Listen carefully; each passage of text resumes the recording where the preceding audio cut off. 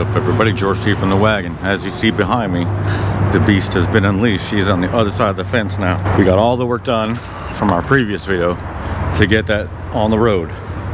We got Goldie inside here because my bus is my new daily. I'm going to work out the bugs until we get to Buses by the Bridge and make sure that she's going to be a reliable driver for me to make that trip in.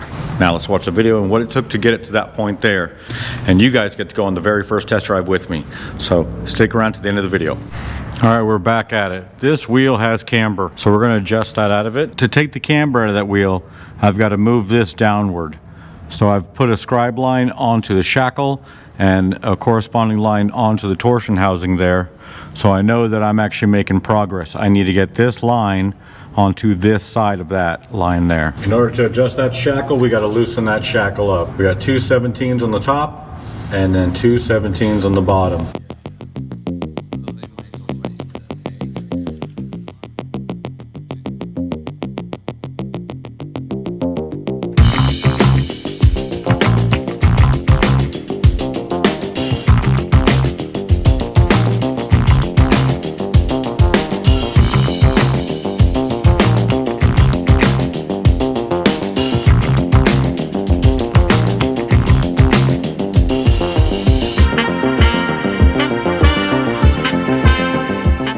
That was the line we put on the torsion. That was when we put on the shackle. So you can see we've got about, I'm going to call that a soft quarter of an inch of movement that direction. And that's what we want. It took the camber out of the wheel over there. So we'll see when we actually put it back down on the ground, because it's also going to adjust at that point. We're going to start doing brake lines and axles right now. So we replaced that hard line there. I used a 16-inch line. That T-fitting is original to the bus. I've just removed the hard line that normally connected to this piece here because we're going to switch that up. On this side, we have our Type 1 IRS straight coupler. No, it's not a T, it's just straight across. Both of those are M10 by 1.0 thread pitch. We have adapters to take them to -3. We have our Fergola lines. So Fergola lines, Fergola fittings. I purchased these from Butch's Speed Shop locally here in Las Vegas, Nevada. They're an awesome source for all these brake parts and pieces if you need them. They also have AN lines and a bunch of side-by-side stuff. We got our banjo fittings that are going to be going onto the calipers. And you can see one put on right there. So basically I'm going to run my line this way. You have to remember, this is going to be a spinning, rotating item now, exposed exterior. So now we're going to run that brake line down and we'll be securing it along that over there. I'll show you how we do all that. Now we got our CVs laid out. So before I even start doing any install, I make sure I have all my hardware cleaned and ready to go, all of my serrated washers ready to go, and all of my torque plates there. These are the CVs we built about 3 or 4 videos ago, whenever that was. So we'll be getting those dudes installed on there. A lot to do. Let's get it going.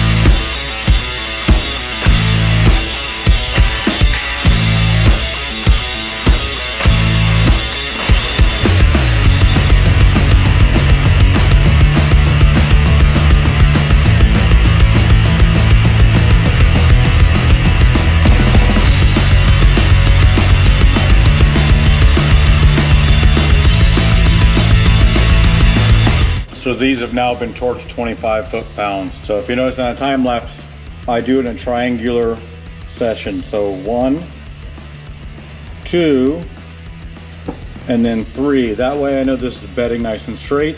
Then I go back and do my centers, whatever I missed, the opposite 3. And then I'll go back and do each one individually as I go around. It's almost like tightening lugs when you're doing it. But this way it ensures me that I have all my points to 25 foot-pounds and their torque. So I've now done that on both sides of this axle.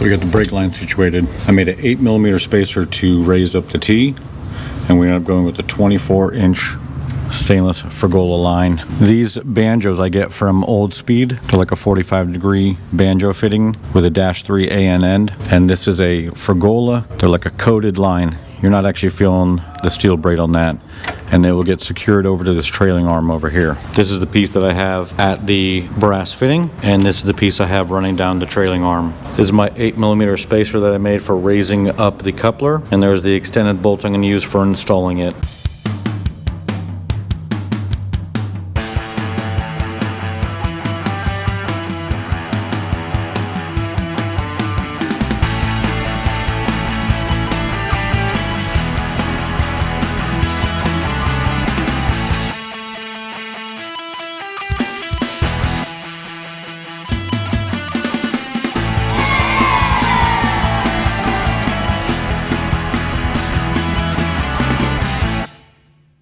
I'm gonna have to end up cutting this off, and we're gonna move the shock tower back here.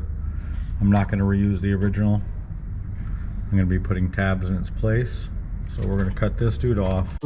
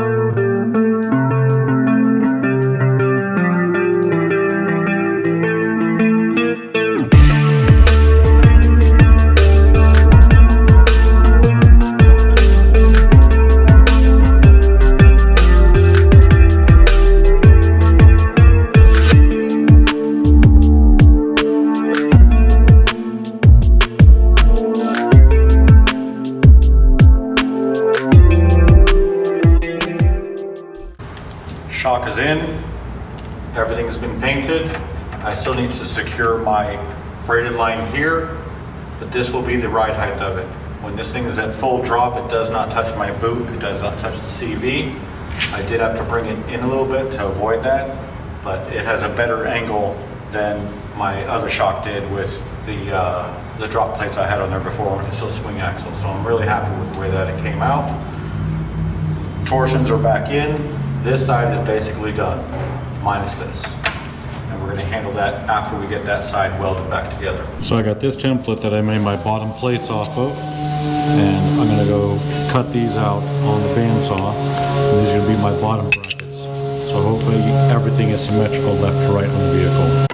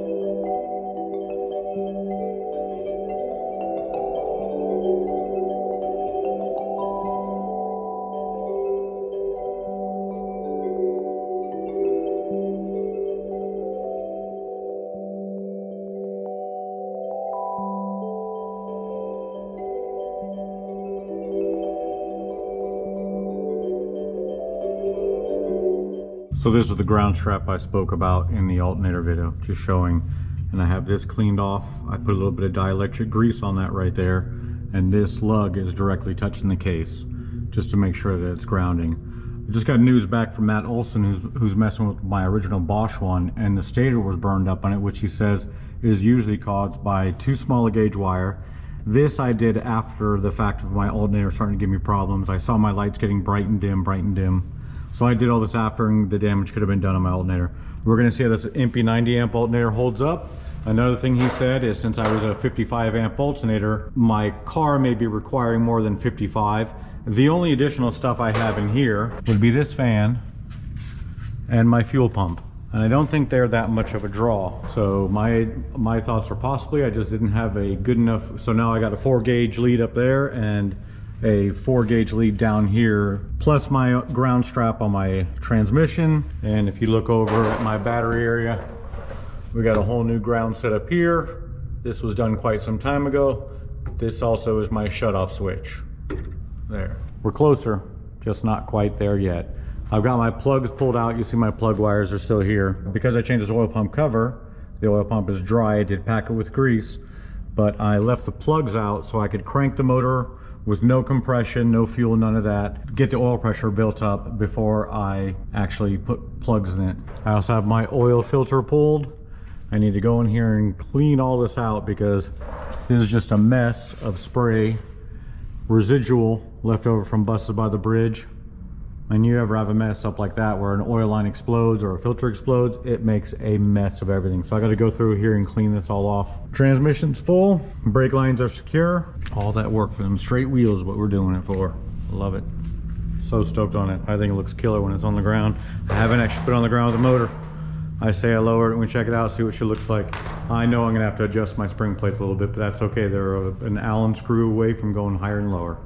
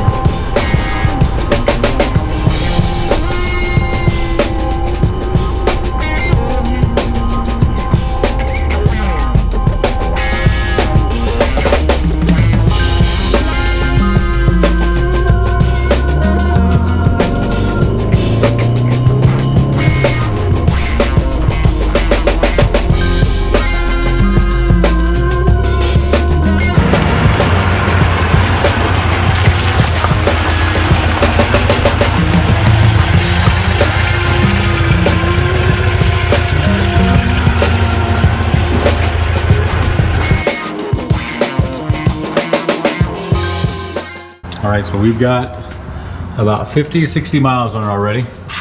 I'm going through, I'm torquing my axles again and just looking for anything that may be leaking or showing a sign of an issue. And so far we got 0, which is awesome. My motor looks super dry, which that's never like that. I saw a little bit and I wiped it off here. Coming out of my dipstick, and unfortunately that Ross Wolf dipstick don't fit mine. It's a bummer because this is an Autolinea case, an early one, and that tube is too small for the Ross Wolf locking dipstick. Both valve covers need to be changed. Those L-rings are junk, so that's a real bummer because it's coming from a good brand and both of them leak. I've already cleaned it up. This whole thing was covered, as you can see. Look at that fresh drip right there. Yeah, the old L-rings. So we're gonna take those off and get some other ones on there. I did corrective work on that exhaust. She lines up beautifully now.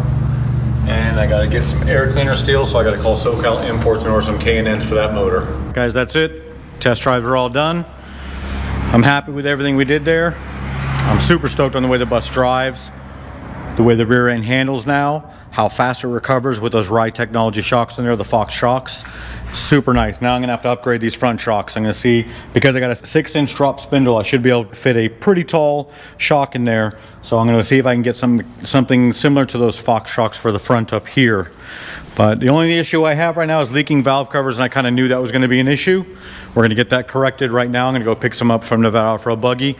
We got a lot more work on deck, so you'll be getting more videos. I hit 1,000 subscribers. I want to say thank you to everybody out there who did that. I appreciate every one of you. I appreciate everybody who watches the videos. I appreciate you guys who like them, who comment, all that stuff. Thank you very much.